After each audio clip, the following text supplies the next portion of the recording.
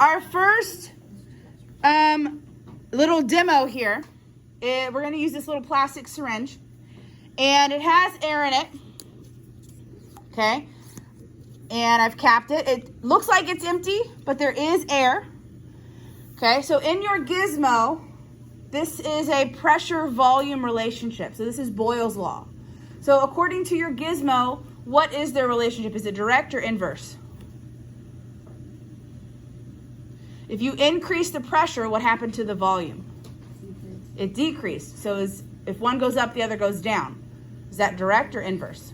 Inverse. So if they go the opposite direction, it's inverse. Okay, if they go the same direction, it's direct, right? So it's an inverse relationship.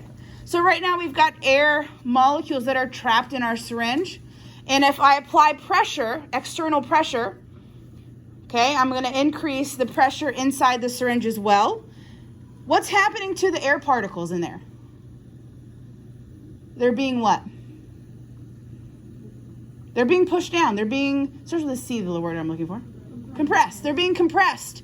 So what happens when air molecules are compressed is they're being pushed closer together. They're being forced closer together. The space between them is decreasing.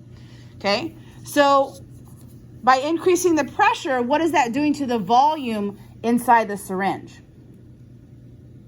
Is it going up or down? Down. The inside of the syringe is getting smaller, the space in there, so the volume is decreasing. So as I'm increasing the pressure, the volume is decreasing. Make sense? All right. And I know there's air in there because when I release the plunger, it pushes itself back out because it wants to equalize the pressure in here and the pressure in the room. Okay? So, first one's pretty simple. All right? Pressure volume. The next one is Charles' law, and that's a volume and temperature relationship. So if you increase the volume, assuming that pressure stays the same, if you increase the volume or the temperature, what happens to the volume of air? Increases. So if you have something that is allowed to expand, a container that is allowed to expand like a balloon, for example, then we would expect it to increase in volume if we increase the temperature. So I've got some water here that's boiling on my hot plate. Okay? And I've got a balloon that I have put in some ice water. Make sure I can get that on camera. All right? So our balloon was in nice cool conditions. I'm going to take it out of those cold conditions, put it in this container where I'm going to put the boiling or the just boiling water, if I don't spill it everywhere. All right, that's a cool noise. Turn that off. Okay, I'm going to put my balloon in there. And what should we see? What should we see happen to the balloon? It should expand. It might be a little bit hard to tell, but we can look and see where it's making contact with the beaker. That area should be getting bigger. Okay, we should see that getting bigger. And already it's touching all the way around. So what I did differently this period compared to last period was I took the balloon and instead of just having it in room temperature, I put it in the ice water. So I can tell you this period, it definitely got bigger faster. Like it took us probably 3 or 4 minutes for it to make contact with the beaker all the way around. And this happened so much faster because the temperature difference was so much greater.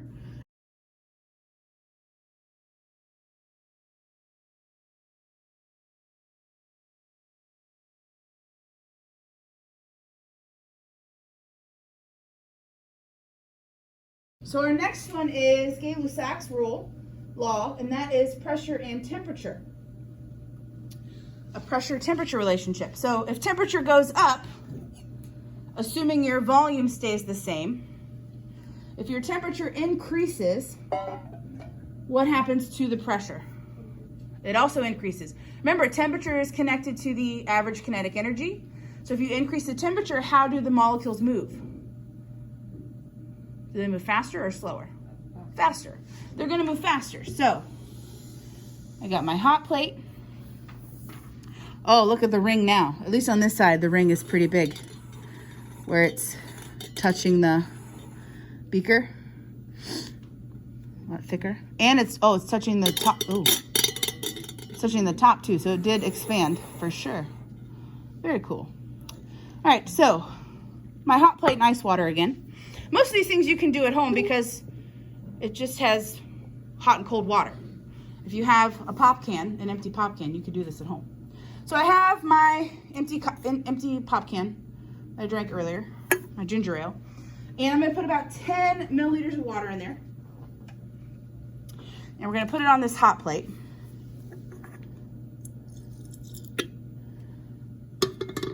Okay. We're gonna let that heat up. It shouldn't take very long with just a small amount of water. It'll heat up very quickly.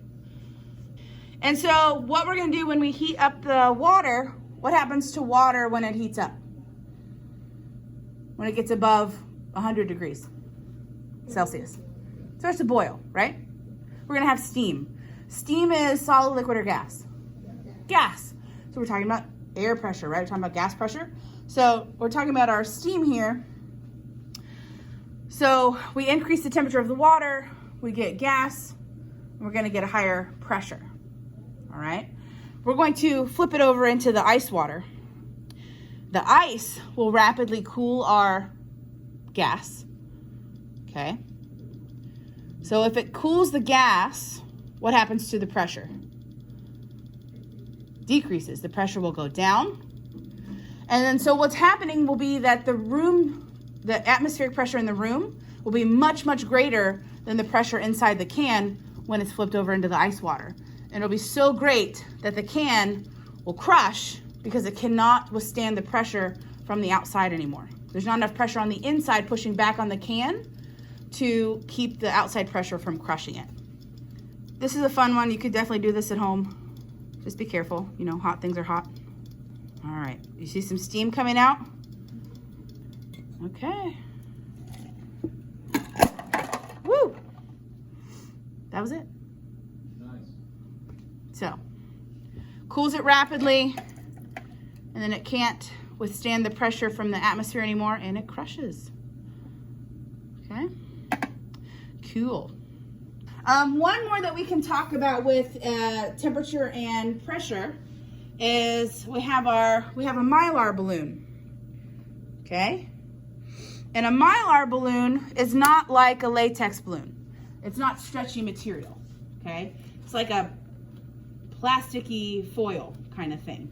So it's not expandable like our latex balloon here. So what I'm going to do is, that's hot, is I'm going to put it in this ice water here. And we should see, right now it has good pressure, right? It's nice and expanded, nice and tight. We're going to put it in some ice water and see what happens to it. Just have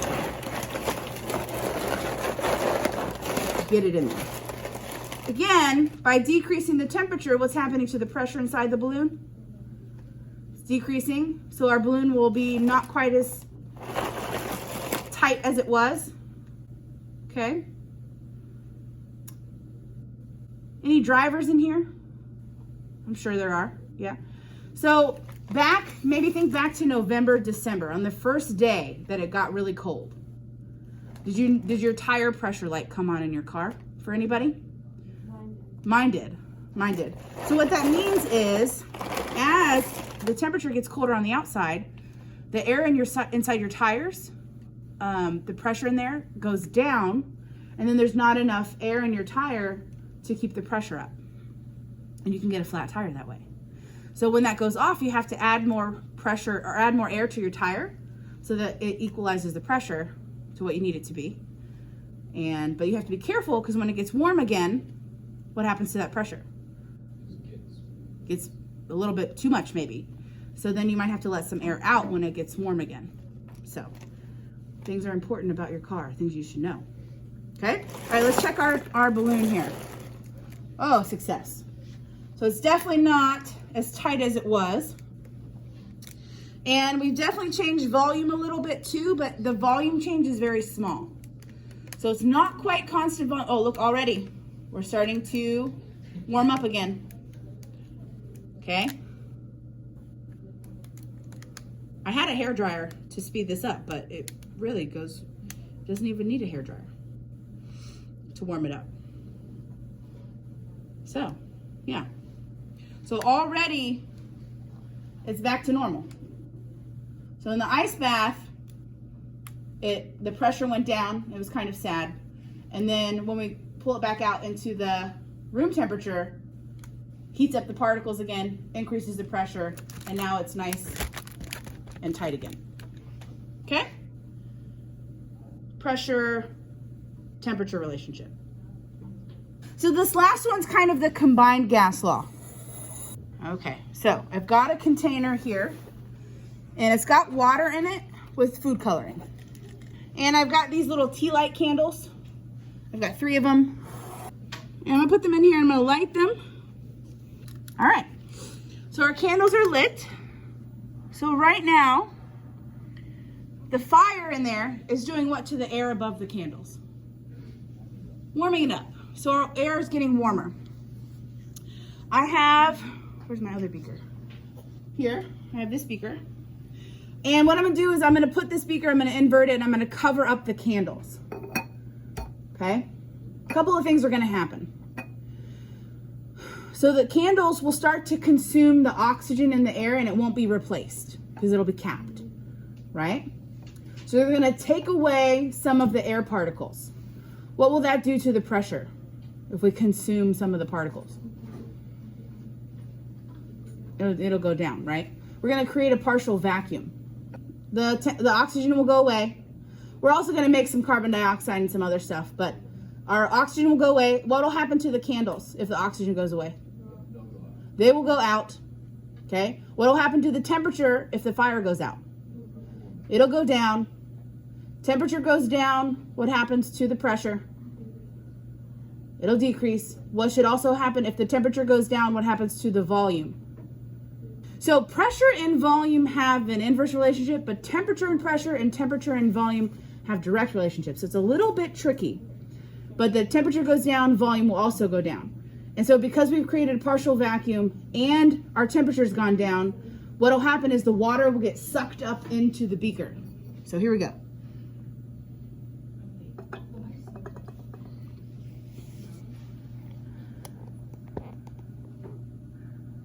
There it goes.